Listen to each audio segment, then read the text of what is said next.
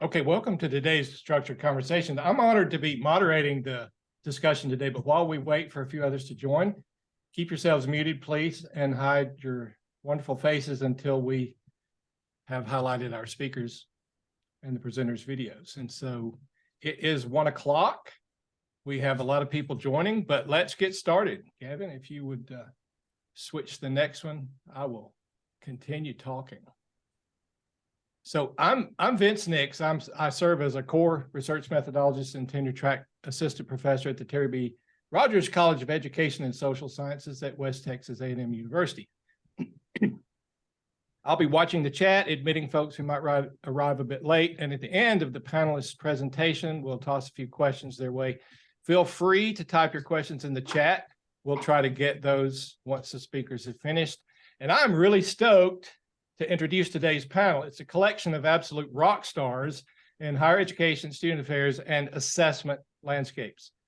Dr. Ciji Heiser is the Senior Impact Officer at Developing Capacity Coaching, a Black, female-owned business focused on using conscious leadership as a tool for advancing equity. She was previously the Director of Assessment, excuse me, Marketing and Communications in Student Affairs at Western Michigan University, and has also held assessment roles at UNC Chapel Hill.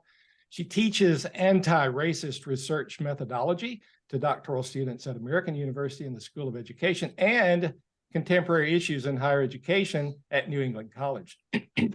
Speaking of New England College, Dr. Gavin Henning is a professor of higher education at New England College in New Hampshire, where it's cold, and he directs the Doctor of Education and Master of Science in Higher Education Administrative Programs. He assists the campus with assessment efforts by chairing the Institutional Assessment Committee and supporting the academic program review processes.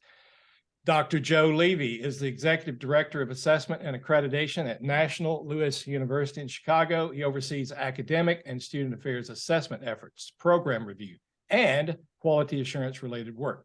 Joe is also a board member for the Student Affairs Assessment Leaders, serving as the open course manager. Dr. Ann Lundquist is the director and assistant professor, the Hope Center at the Lewis Katz School of Medicine at Temple University. Previously, she was director of assessment and student affairs at Western Michigan University and served as a dean of students at several colleges. So the learning outcomes, next slide, please, sir. Learning outcomes today are here. And right before I turn things over to the panelists, I wanted to also introduce Dr. Young-Kyung Park. She is actually going to start chairing this committee. Today is probably my last official duty as chair of this committee who puts on student structured conversations. So we're glad to have her as my sidekick today. And without further delay, I'll turn it over to our wonderful panelists. Thank you. Great. Thanks so much, Vince. Well, we're glad you're all here, folks. We hope the session was useful. And we really want it to be interactive. So we have a little bit of content we want to share with you, give you a little bit of background about equity-centered assessment, talk a little bit about the book that we all worked on, and then have Joe and Ciji talk about the chapter that they wrote. But really want to spend most of our time discussing the topics and be able to share with each other what we learn, what we know, because we want this to be a collaborative learning experience. We'd love to have you introduce yourselves in the chat so we can get to know each other and you all can get to know each other. And also don't be hesitant to drop a comment, question, or even a challenge in the chat as well, because we know folks will learn a lot from that back channel. We have a QR code if you want to put your camera up to your screen, and that's a link to the resources, or you can just copy the bit.ly link at the bottom of the title slide. We'll also put that up at the end so folks can take a look at it. I'm going to pass it over to Ann, who's going to talk a little bit about the intersection of equity and assessment. Great, thank you, Gavin and Vincent, everybody. It's great to be here. Former student affairs assessment practitioner myself, and so I love this space with Sal. This is just our context slide where I think all of us that are presenting today and many of you in this room probably recognize that the world of assessment is sort of its own unique thing. We have assessment professionals, there's a body of literature. And then diversity, equity, and inclusion work the same in higher ed. Often they also have been add-ons or extra things that people have taken on in their roles as faculty members or staff. And so those worlds have been pretty separate. And so part of what we're going to talk about today is the way that those worlds are coming together and the intersection that is happening both in the literature base, in practices, and in conversation that is really actually quite exciting to see. So then the next slide, one way we sort of think about this is that most of us who are assessment folks are pretty used to our traditional assessment cycle, even if this isn't the exact terminology that you use. So we think about our outcomes, and then we think, how are we going to collect that data? What methods are we going to use? How are we going to analyze that, and then use and share those results to make change? So we're pretty familiar with that, and we spend a lot of time thinking about that and helping others sharpen their assessment skills, if you will. So when we think about centering equity in assessment, one way to imagine that is to think that all of that assessment, the practices, ourselves as assessors, we're sitting in this larger context, right? So our societal culture that we have, there's the institutional context that you're a part of, which may differ greatly from some of your colleagues. And then there's yourself as an assessor and your positionality and what you bring to the work with your social and relational identities, your proximity to power, all of those pieces. And so as we center and think about that, we're hoping that as we bring equity, not just as an attachment to the conversation, but center it in the conversation around assessment, that will help us not only improve institutional effectiveness and directly impact student learning, but that there's an opportunity here to actually make an impact on the culture at large. So I will pass it back to Gavin.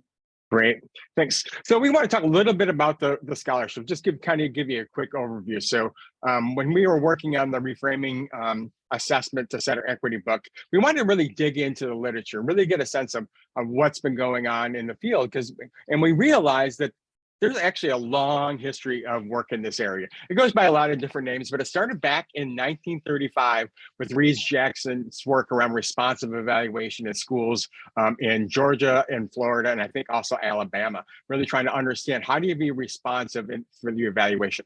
And there's a lot of work within the evaluation field. And I think some of us in student affairs assessment haven't really been connected to the evaluation field to really understand some of the background on it. And there's a whole chapter that's a literature review in that book on this. You can read a little bit more, but just to give you an idea, there's this whole idea of responsive evaluation, culturally competent evaluation, even feminist evaluation, inclusive evaluation, multicultural evaluation, culturally responsive evaluation.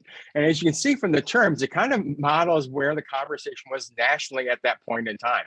Decolonizing assessment, even though it started back in 2010, that's a hot topic right now. Bias-free assessment, focusing primarily on fairness and testing. Critical assessment that Ciji and Joe have written about. Socially just assessment, which for me was one of my first introductions to this topic by Jan MacArthur and her work. And then also some newer topics, mindful assessment, culturally responsive assessment, culturally relevant assessment. There's some differences, subtle differences between those two.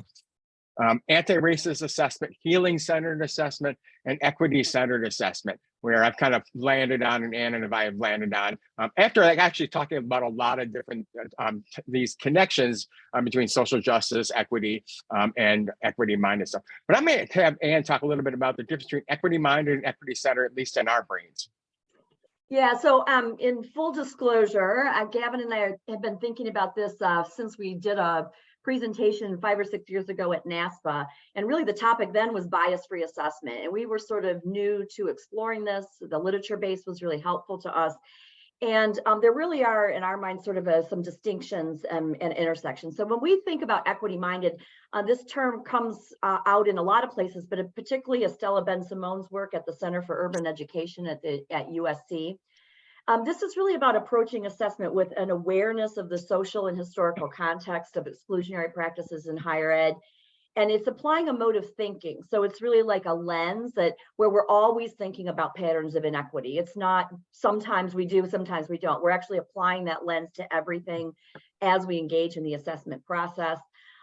It's adopted by us as assessors to recognize and interrupt inequitable systems and processes and procedures and practices. And we're thinking about things like who benefits and who is harmed by assessment. And the goal here is really to create more equitable assessment throughout the entire assessment process. And then when we think about equity-centered, we're sort of focusing specifically on the systems as opposed to thinking about individuals. So that sort of it can be deficit-based or only focusing on student learning. In addition, we're looking at systems that are impacting equity, and we center equity at every step of the process. And the goal here is to use assessment with the explicit purpose of advancing equity and thinking about systems of power and oppression and changing social structures. So that's one way to sort of think about those distinctions. And the one thing I might add is really, when we think about equity center, we really think about assessment professionals as change agents, really using assessment for change, not just simply documenting what's going on or reporting out, and really not just being fair in our processes, but really think about a new role for assessment people in that change.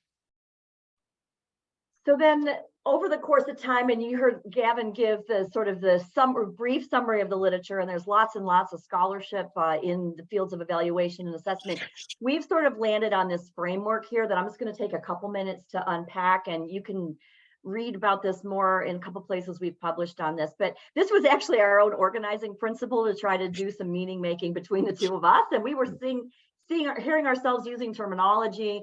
And first, I'll just say there's no shared agreement in the field. This is just sort of us trying to make meaning. So you'll see kind of situated on the outside of the whole framework is this idea of causing harm. And so really our perspective is that when we don't examine our practices and we don't evaluate ourselves and look at ourselves as assessors, by default, we're going to be causing harm. We'll cause harm anyway. We will do that in the course of our practices, but not looking at the practices themselves and not being aware that we live in a dominant culture where we've all internalized racism and other isms, and all of that means that we're going to be causing harm without evaluating. And then this leads me sort of to the center of the framework where we talk about cultivating awareness.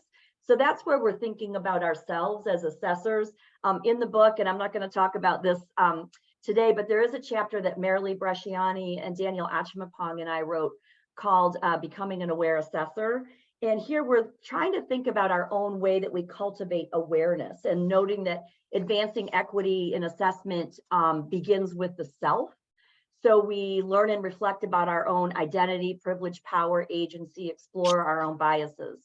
So for example, I'm a white third generation cis currently able-bodied woman. And so the power and the proximity to power and the privilege that I bring to the work is going to vary greatly from other people. And it's going to by default have a bias and be incomplete. So I need to be aware of those things as I come to the assessment work. And then a few other things about that, you know, we are collaborative as we increase our awareness. We're inclusive, we're relational, we're respectful. We use inquiry, we practice discomfort. So there's a lot that goes on there that isn't about learning assessment techniques. So then we kind of organize around that equity-minded and equity-centered framework. And I'm just going to quickly touch on these. And again, there's an article, a couple that we've written on this. We started with this as a continuum, and then we thought, oh my gosh, so we're doing this linear like thing, and that's not it. So it's a circle, but it's not like finish the first one before you go to the next. It's just some ways to catalog or organize. So bias-free really in our minds is just the act of reducing bias to the extent we can throughout the assessment cycle. So oversampling students from minoritized populations to ensure they're represented, looking at demographic items for inclusion. So really just eliminating or reducing bias in the assessment process. Culturally responsive, as Gavin mentioned, there's been a lot of literature around that, particularly from Natasha Janikowski and Eric Montenegro's work and the culturally responsive evaluation field. But we're really thinking about centering the lives of students. We're thinking about their lived experiences as central to the way we approach assessment. Also about using varieties of assessment methods and techniques and responsive to the cultural context. Socially just is really thinking about this critical paradigm that does consider power, agency, Among other things, we're looking at power differentials along every step of the assessment process. And then deconstructed assessment, in the top is sort of where our awareness is increased and it's a lens. The others are, we may be taking more active roles to actually look very specifically at systems. So deconstructed, thinking about systems of power of impression to expose those social structures that contribute to that power as part of the assessment work we're doing. Anti-racist assessment focuses on how programs or services or policies or practices are racist in nature and built upon white supremacist assumptions and bias. And so we're interrogating those and how those are embedded in the very fabric of US higher education, and therefore how are they playing out at our own institution or in our cultural context or with our students. And decolonizing assessment sort of takes that to the broader landscape of evaluating through a non-Western lens, and extending into looking at, for example, things like the taxonomy that we're even using to assess student learning, and how that may be, we're missing whole groups of students and all kinds of learning, and we're looking at it from that biased Western sort of canon and point of view. And then assessment for social justice really sort of feels like an aggregate of all of the other levels, but the focus here is really on advancing social justice through assessment. So using our assessment as a tool, and as Gavin mentioned, ourselves as assessors as change agents to actually advance equity and justice in higher education and hopefully in the world. So that's a quick overview of that. And the last thing I'll mention here is there's a lot of things to think about, and I think in our book, the multiple authors that we have explore a lot of the things on this slide, but really being aware of our own identities and how they impact our assessment. I'm also a Buddhist and a mindfulness teacher and a yogi, and so I really love exploring this idea of pausing and inquiry and don't know mind, whereas we're taught to always know the answers and to have a hypothesis and draw conclusions. So it does create some shifts in our thinking, interrogating those Western ways of knowing. And I think, particularly as Ciji and Joe are going to talk about, there's this relationship between good assessment work requiring good assessment and outcomes and strategies and assessment all being in alignment. So yeah, I'm going to pass it back to you, Gavin, or to Ciji? Yeah, to me. So I'll give you a quick overview of the book before we move into Ciji and Joe talking in more detail about their chapter.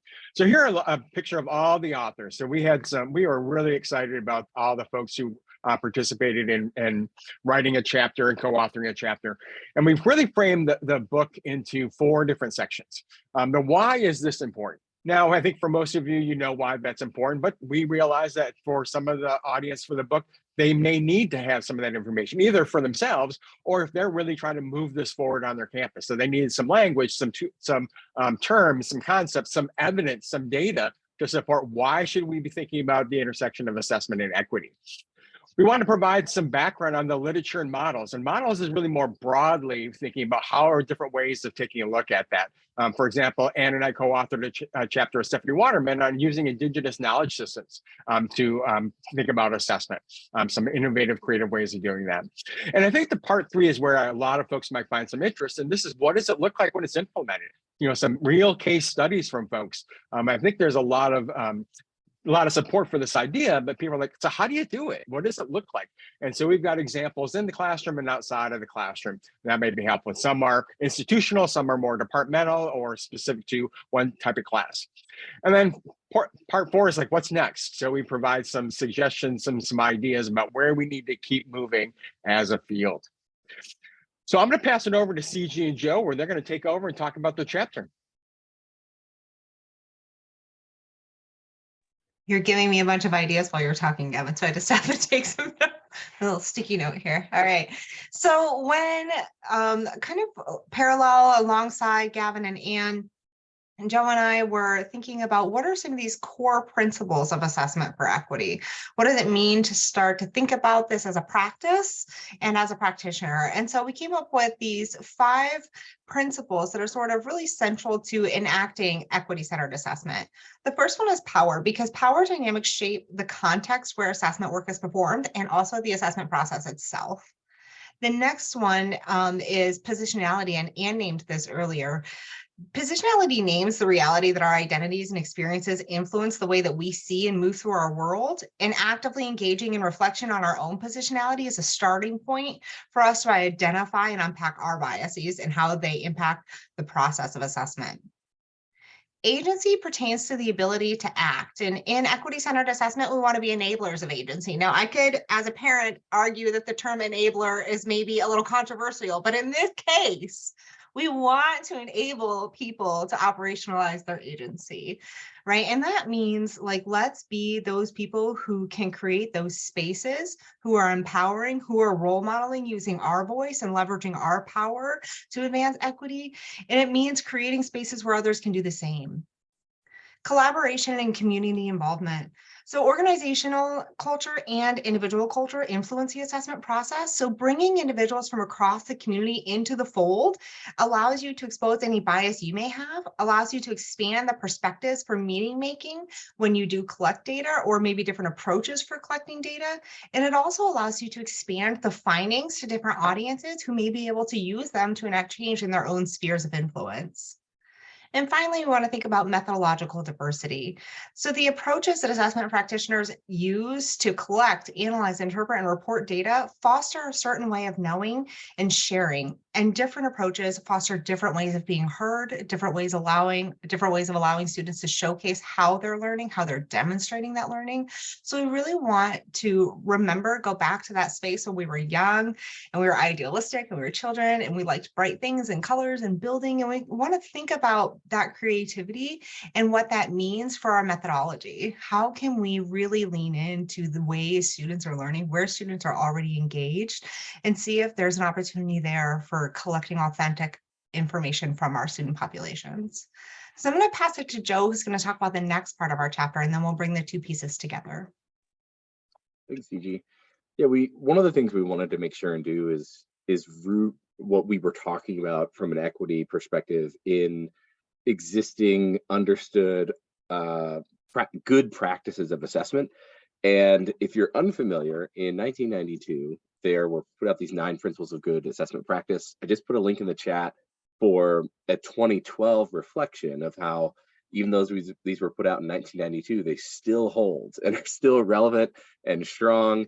And I also put the link there because if you're unfamiliar with the principles, they are whole paragraphs, each of them.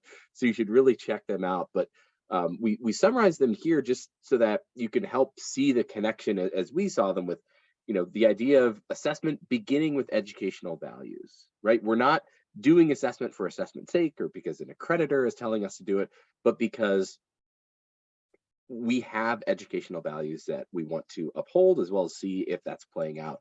It's also most effective when it reflects on understanding of learning being multidimensional, as Ciji just pointed out as one of our core principles of assessment for equity, that programs have a clear purpose, right? We shouldn't be doing something or asking students to go through it if there isn't a clear purpose behind it.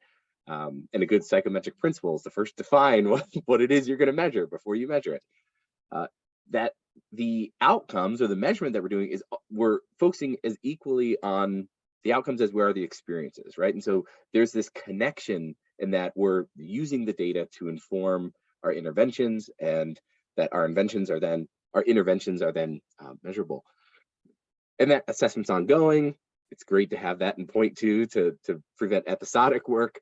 That it should be representative across the educational community, and many people should be involved. And I love pointing to this one, especially if you're an office of one and people are pointing to you and saying, oh, that's Joe's job, or oh yeah, send this report to Joe. It's like, no. Assessment is a communal process. And that it should also be concerned with questions that matter. Again, and there's a lot of interconnectivity between these, but if we're talking about our educational values and if we're talking about clear purpose, we should be interrogating questions that matter and are meaningful to us. But that also, for number 8, this work is situated within a larger conditions. The assessment work is not a silo of insight over here, this separate project, but it's work being done to help illuminate, help us understand and surface the reality for our students, so that we can look to promote change that we hope will be improvements for them. And lastly, the 9th principle is that by doing assessment, it helps institutions realize their responsibilities as education providers, as a public good, a service to the community. So hopefully by walking through those, that, and Ciji will touch on this in the next slide, but for us, it was really important to reflect on those and echo that Niloa piece, that these still hold and they're still very relevant. And it's a nice anchoring point to then continue talking about equity. So I have like a whole page full of notes in the notes section of the slide. I'm not going to read them all, but I really got on a roll when I was trying to think of like, let's just walk through a couple of ideas. Turns out I had more than a couple, so I'll pick some and we'll go from there. We've talked to you about the core principles of assessment for equity. We've talked about the 9 principles of good assessment practice. And we really want to just talk about, like, let's give some examples of where these really do intersect to maximize one another. So if good assessment practice begins with values, it's important to understand the values of the institution, the values of the assessment professional, the values of the students. So if the value, for example, if the assessment professional is someone like me, whose technical training is in measurement, then we might overemphasize validity and reliability in the assessment process. And that comes with the risk of becoming stagnant in our methodological choices, or maybe choosing standardized tools that were created and validated when the demographic of higher education looked drastically different. Because 20 and 30 years old is not that old for a nationally rigorously tested standardized measure, but the demographic of higher ed has changed resoundingly in 30 years. Another way to think about this is if we're thinking about agency, right? Connected to agency and our values is this idea of asking questions that matter, involving the larger community or the most impacted community in the equity-centered assessment process. When we ask questions that matter, we want to ask ourselves questions that matter to who? Our supervisors? That's an important body to consider. The board of trustees, they're important to consider. What about the community at large? What about institutional leadership or the students themselves? How does power shape these questions? How does your agency as an assessment practitioner shape these questions that matter? How do students shape the questions that matter?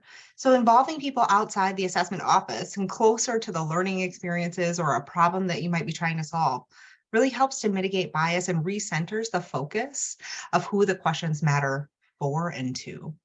So we'll pause there in terms of concrete examples, because I know we have a little more content that we want to get through, and we can always keep talking about it later.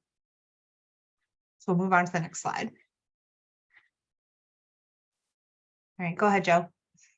Yeah, so by nature of our chapter, we then frame and recommend sort of 4 acts or things we can be doing to engage here. And the first act is really around this idea of fostering collaboration, addressing and trying to balance power and making informed decisions around the aspects of the questions we're asking, right? So it's important not only to pause and not just immediately hop into creating a survey or immediately relaunching something or adopting something or something else, but to truly be collaborative in what we're doing and thinking of the ways in which that effort could be used to advance equity and the ways we could be role modeling equitable practices and equitable lenses and in looking to do this work.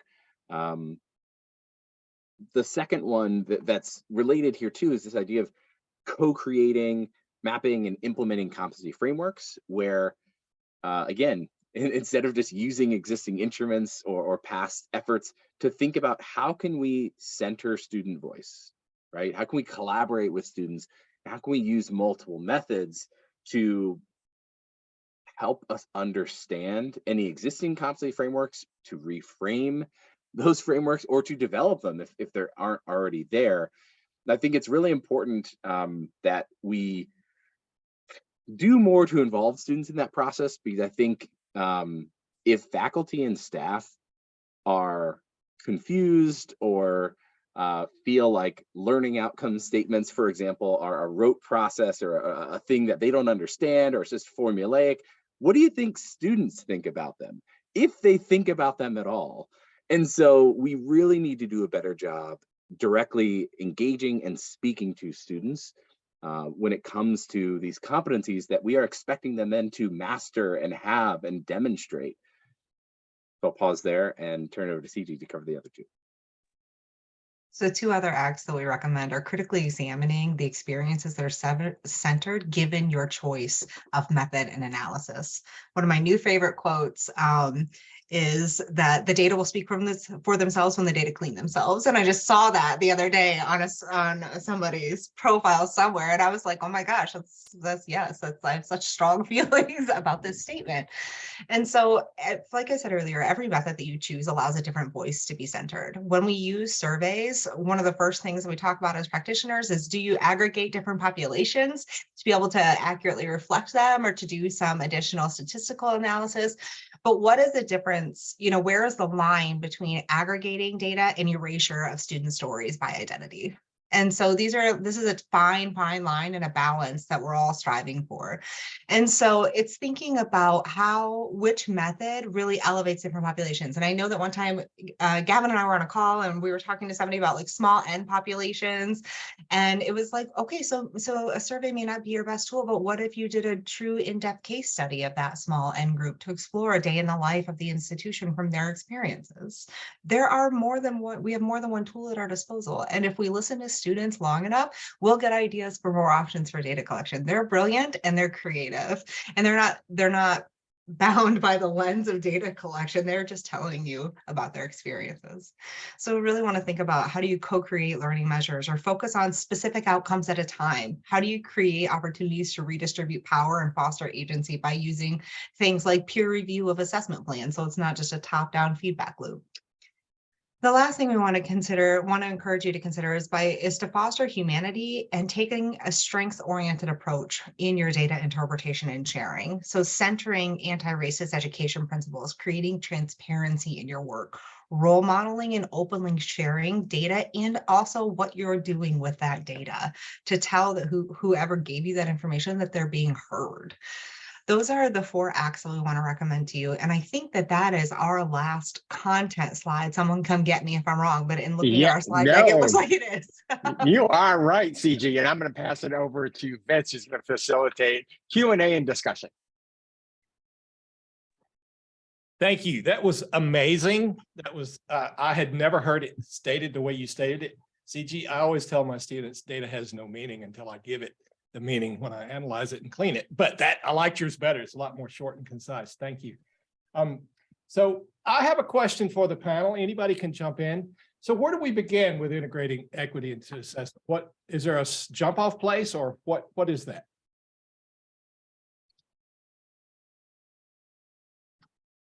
Well, I'll go ahead and jump in. I think the first place is ourselves, is really thinking about our identity, our power, our positionality. What I'm starting to call now the 3 Ps: power, privilege, and positionality. And so I think we really need to think about ourselves. And for some of us who hold multiple privileged identity, we've never had to think about this before. It's never, society has never pushed back, never forced us to consider our own power, our own privilege. And we really need to think about, do some self-work to understand some of that and what impact that can have on the assessment process. I've been doing assessment in one form or another since 1997. And I'm really concerned about harm I've done over those, 20 some years, because I hadn't thought about that until a few years ago. And so I think, what we would recommend is have everybody do some thinking, some reflection about those things. I mean, for some people, it's easier than others. I did this exercise with our doc students 2 weeks ago, and the students of color, they did this. It was easy for them. Our folks who had multiple privileged identities, like, I've never had to think about this before. And so it's for some folks who need to do a little bit more self-work. I just shared an article in the chat. It's very brief. It's actually like a synopsis of a conference paper. And it's from Hazel Simonet, who's deep in the culturally responsive evaluation literature. And she's a woman of color and evaluator. And she talks about yourself as an instrument, as a responsive instrument, as a data collector. And this is for anybody who's a qualitative researcher. This is not new language, right? This is near and dear to our hearts. But she talks about thinking about the evaluation process and yourself as an instrument reflected through a prism, as opposed to this like list of identities that we tend to go through. And how do those prisms, like how are they compounded in the ways that you're looking at understanding things? It's just an amazing piece. I think it came out in like 2004. She's been around for a minute, but I dropped that in the chat. And I agree with Gavin that the systems, the processes, the structures, they don't move and change unless the individuals who are facilitating those systems and structures and processes are thinking about how they may be intentionally or consciously advancing equity or prohibiting it. I love what both of you are saying. And I also was thinking, Ciji and Gavin and I have done a little work thinking about this idea that there's self, and then there's systems, which you both touched on, and then there's like the practices. And we tend to, at least I do, tend to jump to the practices first. Like how do I revise this survey? Or how do I talk about the demographic items on my survey? Those are not the wrong questions. It's just we tend to go there first without looking at the self or the systems. And then there's this sort of recognition, like awareness piece, and then this disrupting, which I really think that's where we can be change agents. There's disrupt, inquire, ask new and different questions, and then that'll allow us as individuals and more so as a collective to reframe and rebuild and create new, because something about the way we're teaching and learning and assessing needs to change if the structure of higher education is going to change, and assessment's a piece of that. I think another quick thing in my mind, and I work in a center that's at a university and we conduct a lot of research. We also engage in practice with practitioners on campus who are trying to make structural change and impact students positively around, very real things like food and housing insecurity. So what I'm thinking about is how we examine the very ways and the methods that we go about it, the call into question, why are we conducting research in this particular way? What paradigms is it built on? How is it further marginalizing those students that we indicate we are trying to learn more about? So I think just that really hard questions. And I'll tell you, as I'm monitoring my IES and NSF grants, there are other systems that really want you to do it one way. And it's just this perpetuation of the inequities, even though the topics are about anti-racism, about student centering, the methods are not those things. And so I just have a lot of questions about those, and I'm loving to collaborate with people who want to get like radical with me about asking those questions. So thanks. One thing I would say is an important starting point as well is getting, hopefully you don't have to do too much convincing of yourself, but getting those around you, especially your institutional leaders, to stop questioning the value, but to get over that point of acknowledging the problem we have, right? And and feel free to correct me if I'm wrong, given the research you've been doing, but I don't know a single institution that is perfectly serving their students. Therefore, equity issues exist at every institution. So it's not a matter of, do we need to do this? Or I think we're doing enough, because no institution is doing enough. And so we need to move beyond. I think that's a real barrier for a lot of institutions, is they're like, well, how do we start? Where's their momentum? Where's their resource? You have to get over the hump of questioning the work and instead talking about where are we going to actually get into where are we going to start, and how fast can we start infusing this everywhere. And this is not new to anybody who's done assessment for a while, but sometimes it's really powerful to redirect away from continuing to ask questions and focusing on what's in front of you now and what's actionable in that now. Not that it's not that it's bad. We're not assigning a value or a judgment to like wanting to dive back into the data to ask more questions, but that is not your action item. Diving back into the data in and of itself will not advance equity. What you do with the information in front of you while your data person is running more analysis, right, and collecting more things for you to talk about later, is what matters to move the needle on equity. And just real quick, one other thing on that also I think is I don't want to say a trap, but something that is just inherent in assessment work is I think sometimes we can focus so much on helping the future students, right? We've gotten this data, we're going to make this change in hopes of this intervention being better for the next round of students. But we also still, to your point, Ciji, we have to address the now. So what about those students right now that are experiencing those barriers? What can we do for them? Because we then also need to do the thing for those future students, but we can't ignore the now.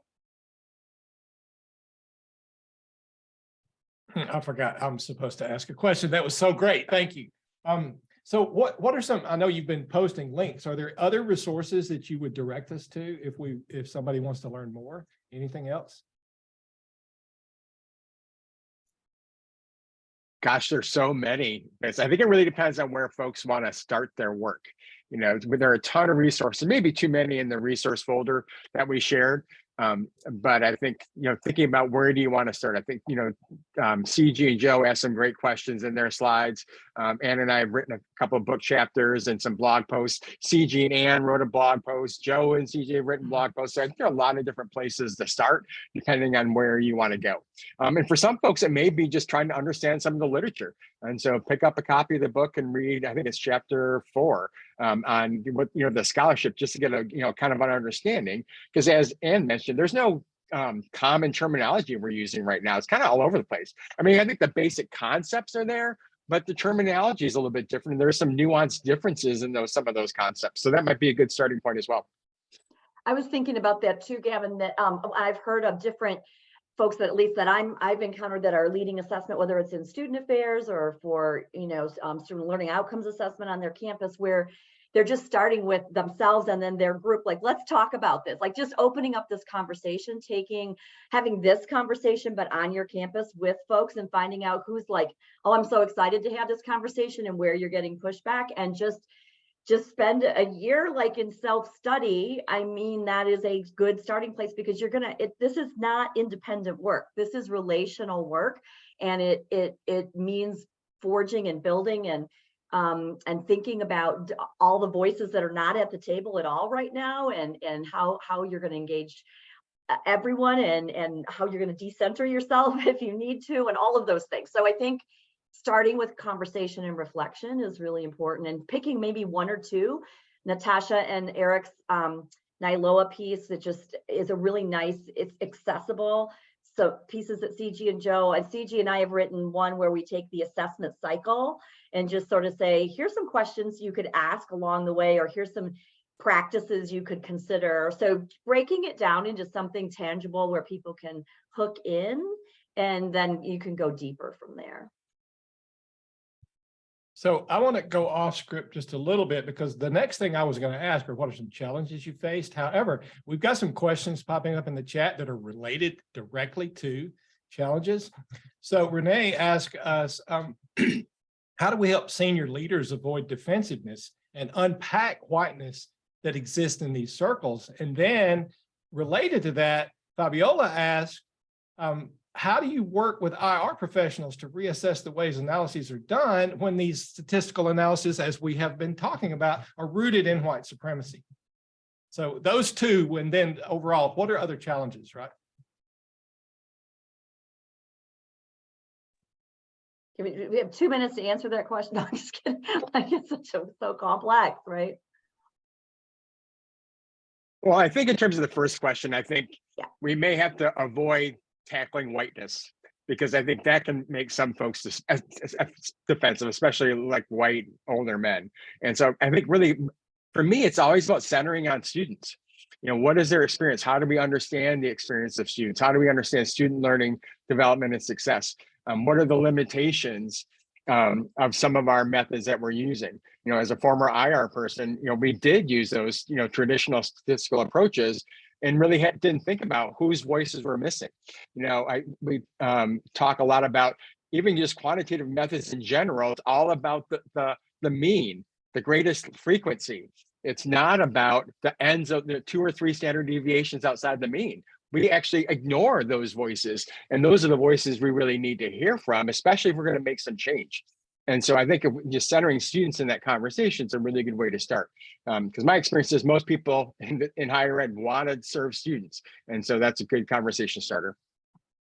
I think another one that we mention often, and I don't like the compliance stick, but if it works, sometimes while your campus may not be talking about this and your particular senior leaders, the national organizations like accreditors and AIR and NASPA and everybody, they are talking about this, right? And so college presidential associations are talking about this, community college associations. And I talk with those folks a lot in the role that I'm in, and they care about this. And so I think sometimes you may have to bring the leaders, depending on their discipline, if it's your provosts or your presidents or whatever, into the national conversation, because sometimes they don't like to be left behind and all of those things. So is there a way to hook in that way to at least open the door to the conversation, so that, and if there is anti-racism work at your campus, if there is a call at the very least in a strategic plan to that work, far though it may be from actually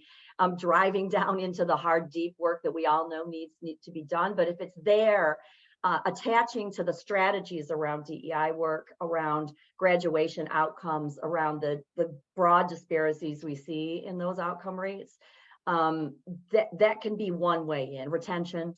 So I would say another way to think about it, or to maybe do this, is for the people who are resistant to this idea of like my positionality matters, like especially like people who might be like really old school, hardcore quantitative specialists, who are like, no, right, listen, no. So I think one way to do that might be to bring a group of people around a table to look at data together, because they will draw different conclusions from the data, and then you don't have to make the point. They have made it for you, and you just lean into it and expose it and say like, sounds like we're all coming to some different conclusions here. Let's talk through that. What do we think is the conclusion we want to act on, and why, right? So allow them to do that work just with your excellent facilitation skills. The other thing I would talk about is almost every single institution, just like it's lagging in supporting every single student's success, those same institutions have diversity, equity, and inclusion in their mission statements. At the heart of every assessment process should be your mission statement. So I would just lean right back into what your institution says its mission is, what it says its values are, and just put it right at the center of the table, because it's not a very nice play, because nobody at cabinet's going to say, but not that value, right? Because they don't want to be that person. So be strategic and be kind in how you do it, right? But I think those are two approaches. A more like healing-centered, loving, compassionate approach would be to talk about how this isn't a reflection of our lack of character or value. This is a simple exercise examining information that tells us how to better reach our aspirations as an organization. Right. So depending on your culture and your climate, one of those 3 strategies may work better for you. But I have worked with judges and lawyers and mayors, and we have looked at their data, and it would be so easy for them to shut down and be like, there are absolutely not racial disparities in this program. Right. But instead, we really position information as an opportunity. Right. I'm not here to make a values-based judgment about your work. I'm here to help you do the work you say that you want to do with excellence. Let's go. So I think maybe positioning it in that kind, caring, kind of healing space may get you very far as well. Yeah, and I'd just add on to that. You know, I think absolutely, Ciji, I was going to say the same thing of one of the first steps, and this goes to Fabiola's question of how do we kind of challenge the data is collected. One of the first steps is making the data more accessible, because I think part of the problem is that with IR and some like of your business intelligence people is that they're working with data sets that are only known to them, or they're the ones who are controlling the models and the ways in which the data is being put together. And so the more we make that data accessible to more people, and to Ciji's point, bring more people around the table to talk about that data, the more we'll be able to ask questions about it. I think also just from a standpoint of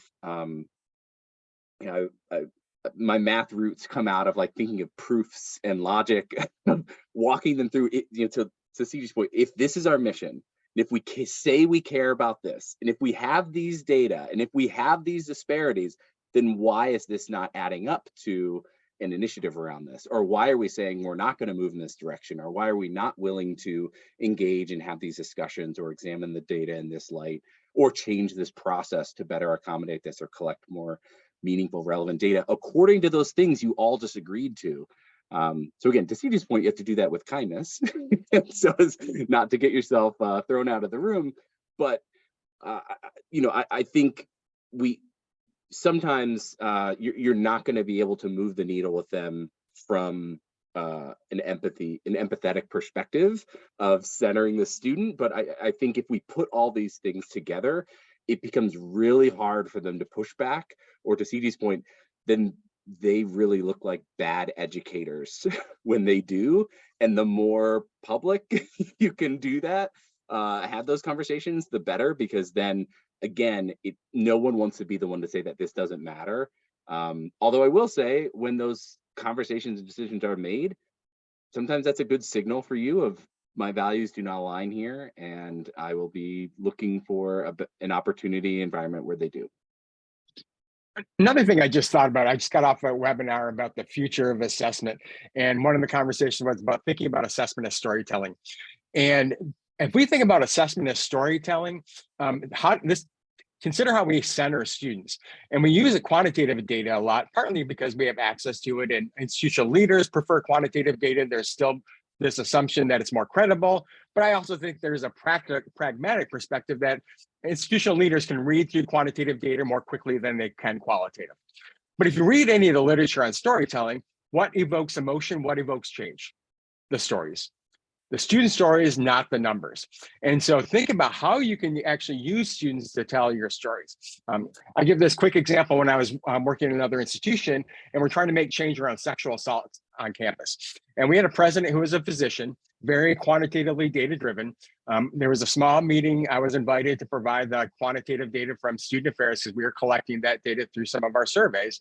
But what really compelled that president to take action was one student story about being sexually assaulted, because that evoked emotion. And so that is some of the ways we can make change with some folks who may not be ready to make change, is to bring those stories forward, particularly of our students who are minoritized in one way or the other. And so that can really shift some thinking and some assumptions we have about the data we use. I would just agree with that a lot, Gavin. I'm saying in our work at the Hope Center, people will cite our research, right, which is a lot of RCT controlled trial. I mean, very like as quantitative as you can get, which is valuable. And we're also looking at storytelling and other things. But when we work with policymakers, it's interesting. They'll cite our data, like from our assessment instrument. They want a few stats. They want the big research paper that no one really quite understands, but they can point to because it's been peer reviewed 87 times. But what really actually compels policymakers when it comes as we interact with government agencies and policymakers is stories. So I think that's just very interesting. There's some kind of a both and in there that we're learning. You can't discard that quantitative data, but I just feel like we're missing the opportunity for action that Ciji was talking about when we divorce it from the humanity of the stories that are also representative at the same time that they're individual and unique to that person. So this is where all the mixed methodologists get really excited. Because they were like, we've been saying this for years. Yeah, this is where Vince and I start like doing happy dances. It's like, yes, it's a both and. You need both to tell the story. Yes, we do. Thank you. This is a great conversation. If there are any other questions I haven't seen, please direct message me and I'll ask those too. But what are some of the suggested strategies that you could say have worked for integrating equity into student affairs assessment work that then we might transfer into, say, an academic department or program?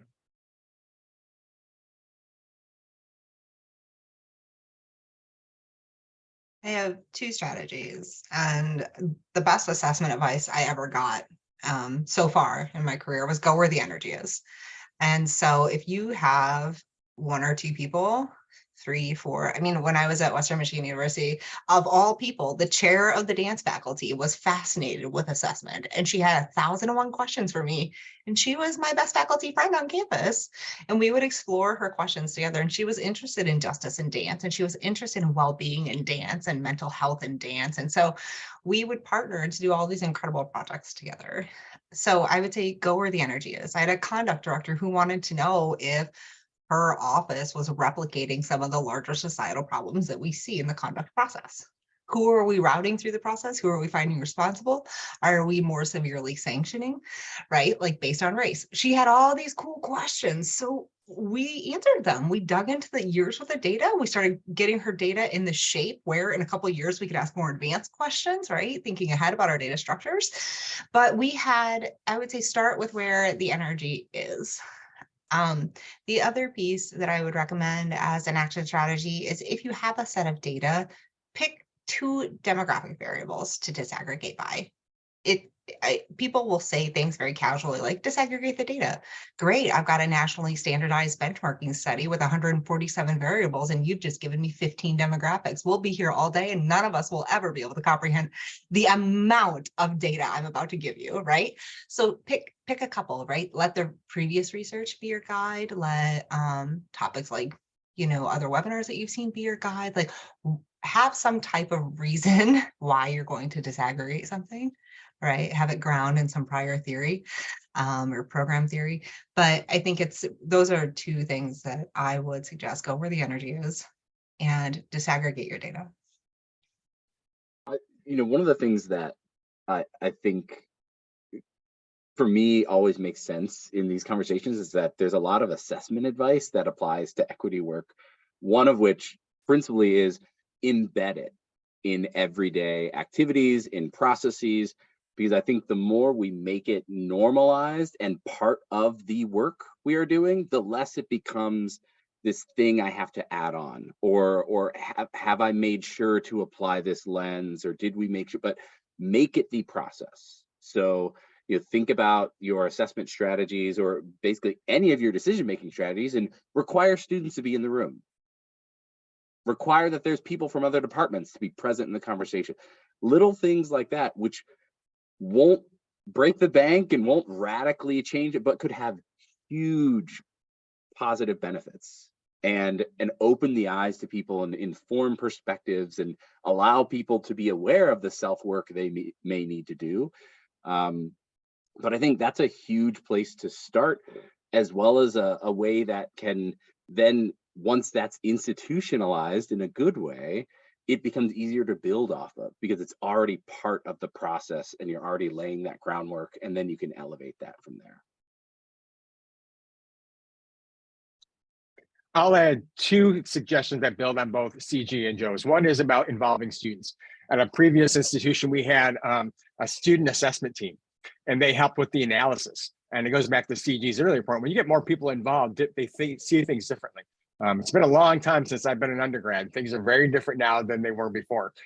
I remember even my first year as a hall director, we still had hall phones in the building I was a hall director for. And so things are very, very different. And so involving students that can help provide some perspective. And the other thing is to not only be able to disaggregate data by demographics, but also consider intersectionality.